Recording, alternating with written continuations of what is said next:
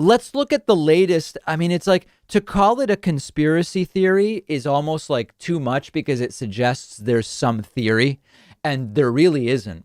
A Newsmax reporter suggested during a recent White House press briefing that the entire Delta variant might be almost like a false flag. It might not really be a thing. This took place during an outrageously chaotic press briefing. This press briefing. So let me set this up for you because the entire scene was absolute and total bedlam. Jen Psaki did not hold this press briefing. This press briefing was held by the deputy press secretary, Jean-Pierre, who did overall a very good job. Towards the end of the press conference, there was this idea. They do this every once in a while. They'll bring on a reporter via video conference to ask a question. Sometimes it's like a rural reporter. Once it was someone from Alaska. Okay, so they try to bring on this reporter remotely. And there's just massive technical issues. Like we, the viewers at home, could hear the reporter, but I guess in the room, they couldn't hear the reporter. And then the reporter was talking at the same time.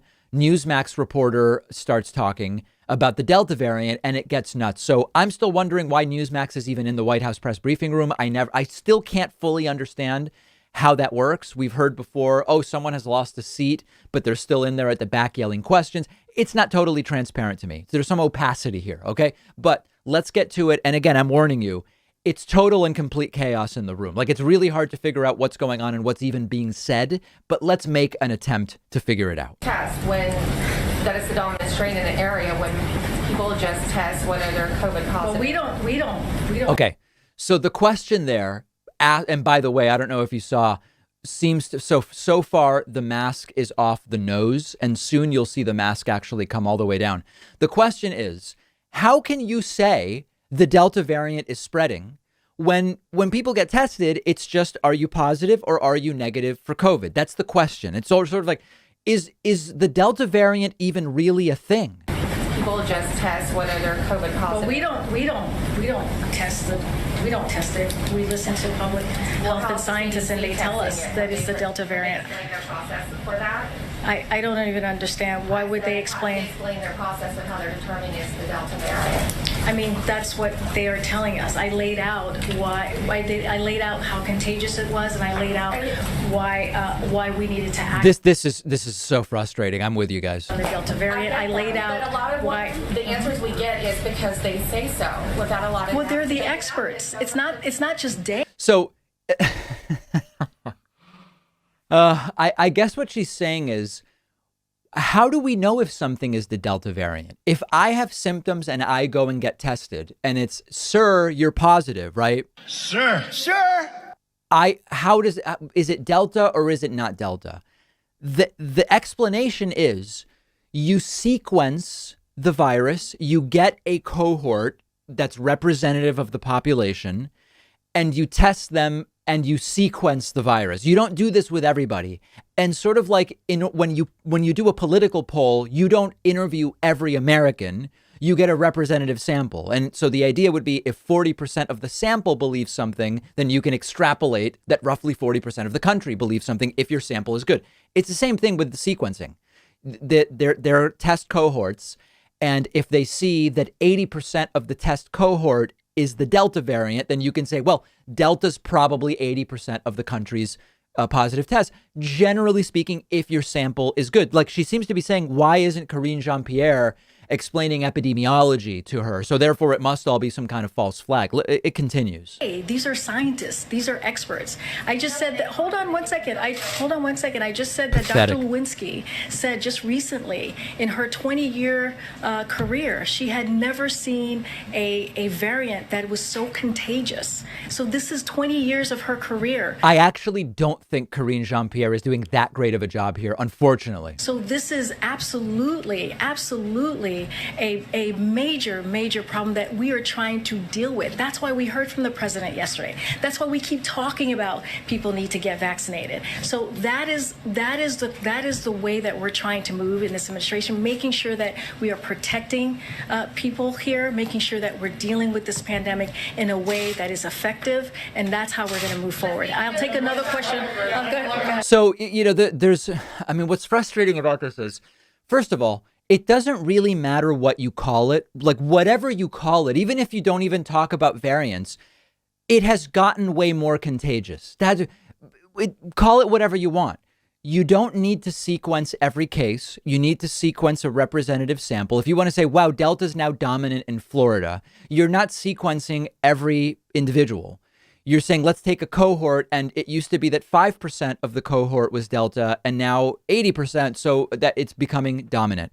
The logic here from the reporter is sort of like, if you've not exactly explained how gravity works, then I should be able to fly. Like maybe people can fly because you're not explaining to me exactly how gravity works. If you've not tested gravity, maybe it doesn't actually apply here. Maybe it's made up. And Kareen's expression, it's funny. It's sort of like a combination of confusion and pure hatred.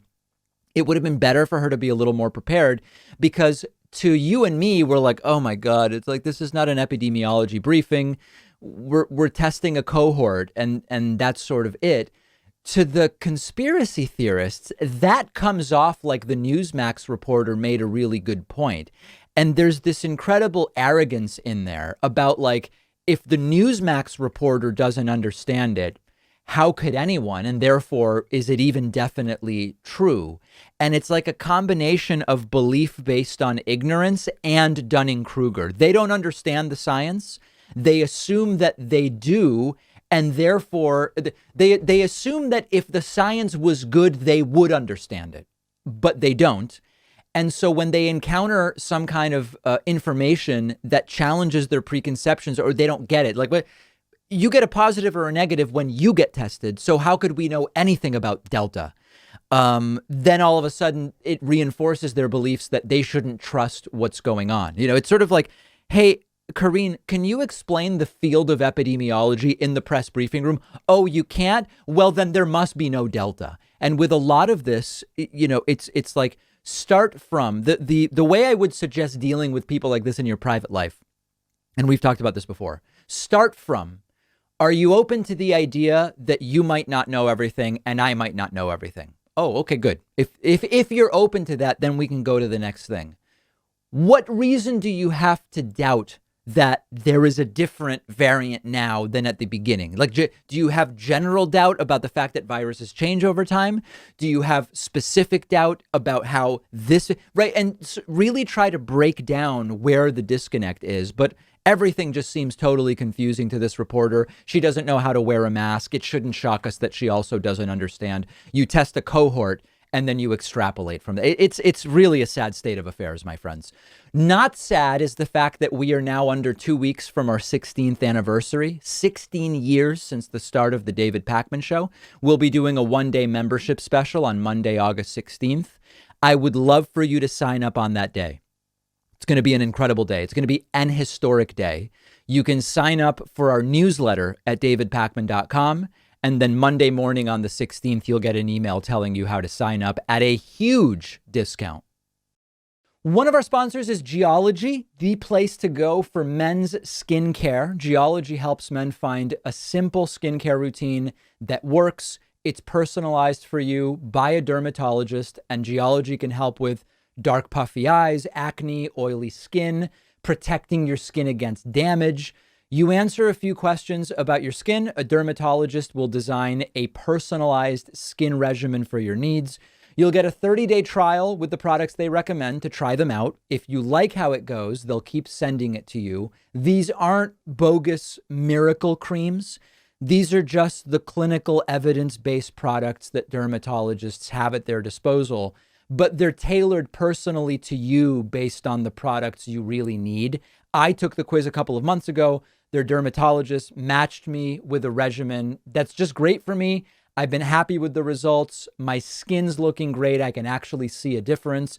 Go and take Geology's free quiz. And when you use my link right underneath this video, you will save up to 40% off your first paid month.